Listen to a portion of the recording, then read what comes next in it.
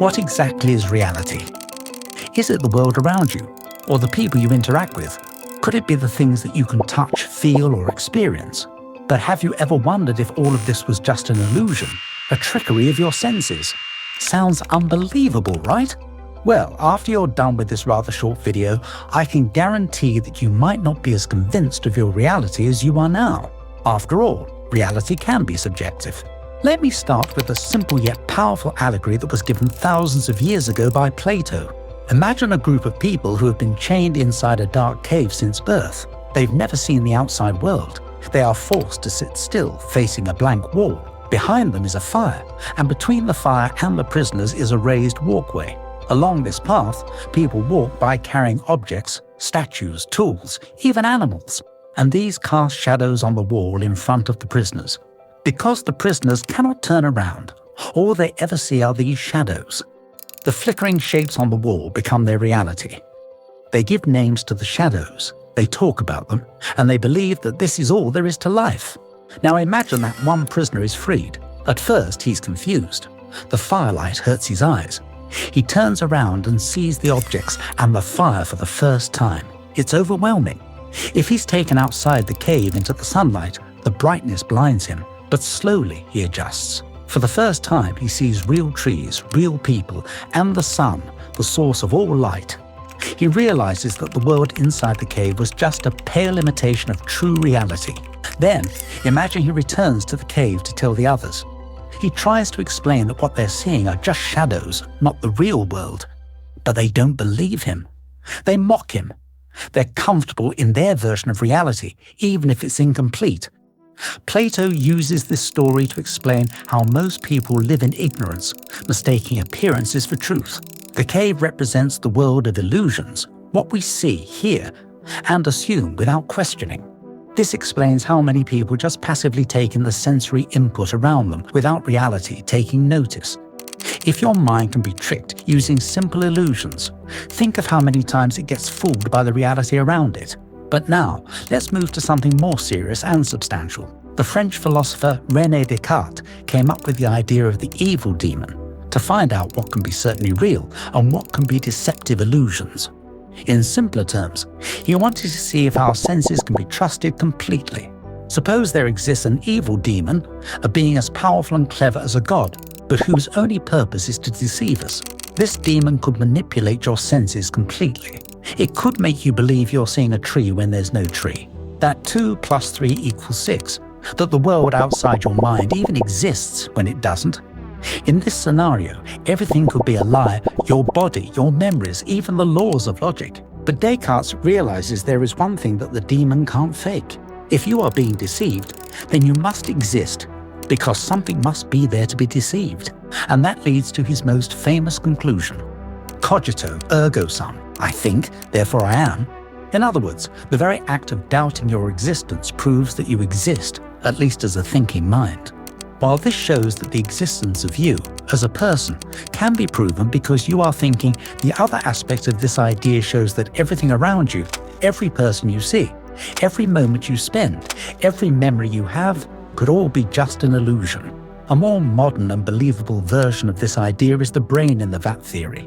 Instead of a powerful demon with a personal vendetta against you, you could very well be just a brain inside a jar. Since every experience you have is just electrical signals in your neurons, your memories, experiences, and sensory inputs can be manipulated to make you feel like you are experiencing something real. But sadly, you might just be a science experiment. In this idea, the brain still exists, as does the thinker, like in the evil demon version. But everything around the thinker might not. The European philosophers were not the only ones who questioned the reality of reality. Ancient Chinese and Indian philosophers have not only doubted that reality is an illusion, they have explicitly claimed that reality is nothing but a figment of the imagination. Zhuangzi's butterfly and the concept of Maya. In Eastern philosophy, the idea of reality being nothing but a veil was already prevalent. Chinese, Indian, and Buddhist philosophies have all mentioned similar ideas that talk about the fickle and quite deceptive nature of what we call real life. Let's start with China, particularly with a highly influential philosopher from the 4th century BC. Zhuangzi. You may be familiar with the idea of the butterfly dream. Here's what our Chinese philosopher wrote. Once, I dreamt I was a butterfly. I was fluttering about, carefree, not knowing I was Zhuangzi. Then I woke up, and behold, I was Zhuangzi again. But I did not know, was I Zhuangzi who had dreamt of being a butterfly, or a butterfly now dreaming I was Zhuangzi? The use of dreams to explain the concept of a fickle reality is outstanding. But you might get a little confused with the analogy.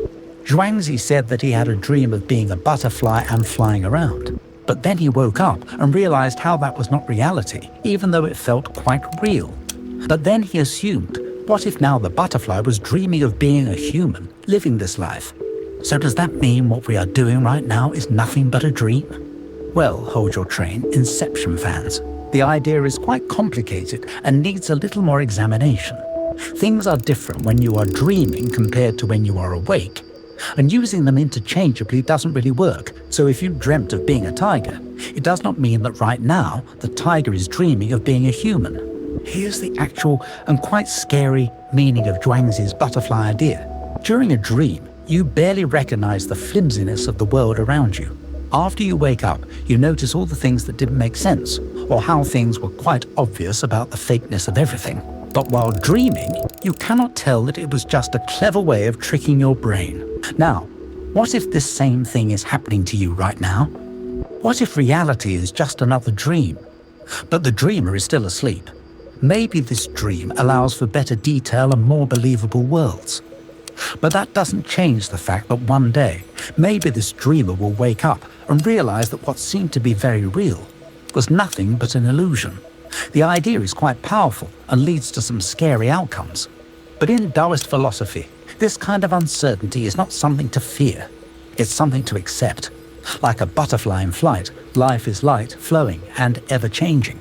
Even if things might not be real around you, who cares? You still live it and experience all the emotion it has in it. In Indian philosophy, there's the concept of Maya, which translates to illusion. The ancient Indian philosophers were not beating around the bush with metaphors. They claimed, quite directly, that the world is nothing but an illusion. Buddhist philosophy talks about conventional and ultimate truth. Conventional truth is everything that you perceive to be true, things around you, your experiences, and all the things that make your world. But all of these things are relative and hold no value in themselves. The ultimate truth is the realization of how the world around you is not permanent and fleeting. Everything is temporary and unreal. Let's slip into the idea of solipsism, which states that everything around you could just be your imagination. This is very similar to the brain in the vat theory. Think about it. Everything you experience is a result of the excitation of your sensory organs. The eyes see, the nose smells, the ears hear, the mouth tastes, and the skin feels. All these sensory inputs go right into your brain, where they are read and translated. But what if these experiences were just excitations of your neurons and nothing else? What if your brain was kept inside something, and electric signals stimulated various parts of it to make you see and feel things? Another aspect of this idea is that it is quite unfalsifiable. There is no way to deny it, because there is no way to disprove it. When it comes to explaining things around you, solipsism does a very good job. Whether it is real or not cannot be proven, but it is certainly an interesting way to see the world. Simulacra and simulation. Finally, let's end the video with a very interesting idea that is applicable to the modern world. The theory of simulacra and simulation was given by the French philosopher Jean Baudrillard, and it talks about how we live in a world that is filled with fake things everywhere, and we've gotten comfortable with it. Almost everything you see or experience is merely a simulation of the real thing. For example, a lot of people live vicariously through social media websites like YouTube and Instagram. You see a vlogger visiting a place that you really love, and you feel a sense of satisfaction from it. You look at pictures of things you want, and that makes you feel happy. A nice advertisement of a burger makes you want to buy it, even though the actual thing is barely similar to what was shown to you. Everything around you is just a simulation of something real that you can experience. These simulations are called simulacra of the real thing.